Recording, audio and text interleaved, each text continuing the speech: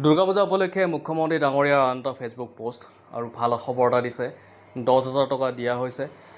এতিয়া আমি চাম সেই খবৰটো তেওঁ কি লিখিছে ফেচবুক পোষ্টত। ইয়াতে চাওক খবৰটো।